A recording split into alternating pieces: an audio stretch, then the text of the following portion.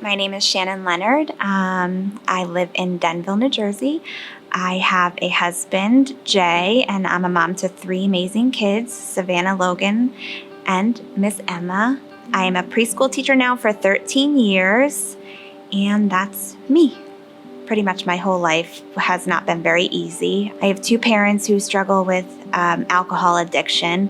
We had a lot of violence in my home growing up. I remember one particular time as an example. Me and my brother, we used to hide in our closet, and he would sit on my lap and I would sit on my stuffed animals and close the door and hold him and feel his little body, and we would just cry. And that was basically our life growing up. Our parents were in and out of our lives. During those in-between times when my parents weren't really around, my grandparents used to take care of us, and we lived with them for a long time. And my grandma was like my favorite person in the world.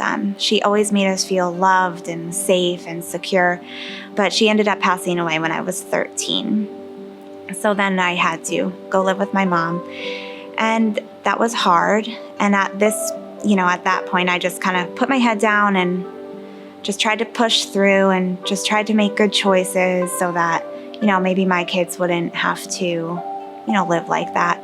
We never had a lot of money. We always kind of relied on the kindness of others to get by. And that always made me feel very less than everybody else. And, even when we were with our parents growing up, we always felt like just a nuisance. Like we definitely didn't feel wanted or loved or secure or safe or anything. And I met my husband, Jay, and he's the most loving, patient person in the world with me, thank goodness, because I don't know how he does it.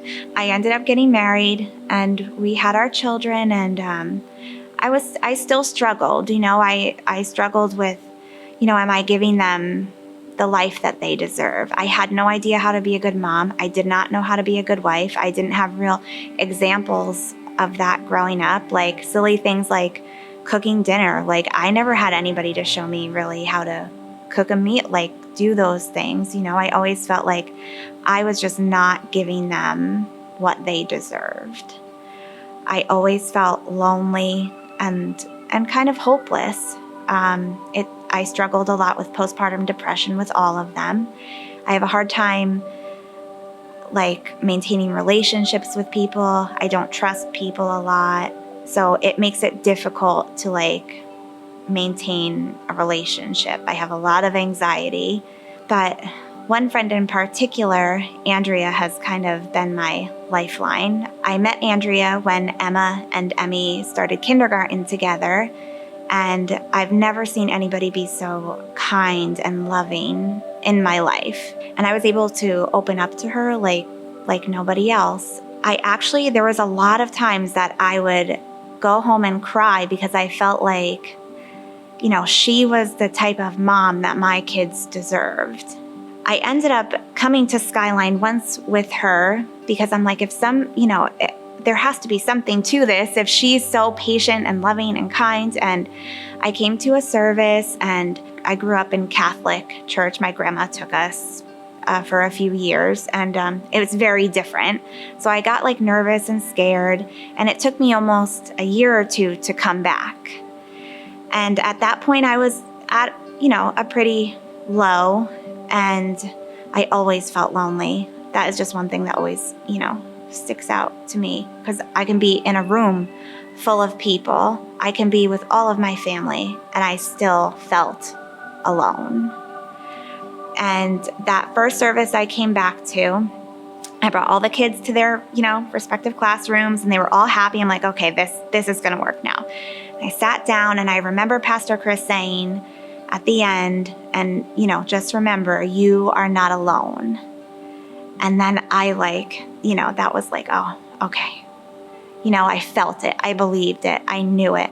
I tried to be very consistent, and I joined a book club, and I joined a life group, and that's just who I am. Like if I want to know something, like I want to know all of it.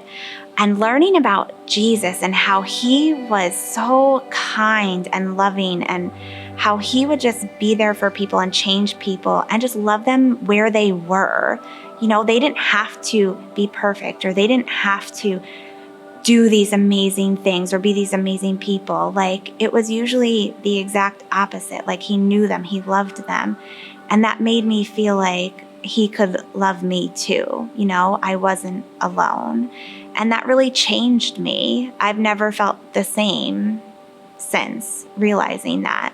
I was driving to work, and I don't remember, I was just driving down the road, and all of a sudden I just felt this like feeling in my heart, and I don't even know how to explain it. I just felt it. And I talked to him and I said, thank you for showing me the way. Now I know how to live my life and be a good mom and be a good wife and take on these roles that I was meant to take on. And then maybe, even though I had to go through all of that, maybe one day it will help somebody else. I was sitting in service, and I don't even remember what we were talking about, but all of a sudden I just thought, I'm ready to be baptized. I'm ready to start over. That's what it felt like to me. Now that I look back, I can see God working, right, through my life. He gave me so much to get through those really, really, really hard times. And he gave me people to get me through those really hard times. And, now I feel like I'm ready. I saw him working, but now I'm ready to move on. I'm ready to be, a new person. And I feel like for me, baptism is letting go of all of that pain and hurt and starting over, letting that part of me die and starting over. I'm excited to live life the way that I'm meant to live life now, following Jesus. I picked this verse because I still have hard times. I still struggle. I still feel alone sometimes. I still need reminders.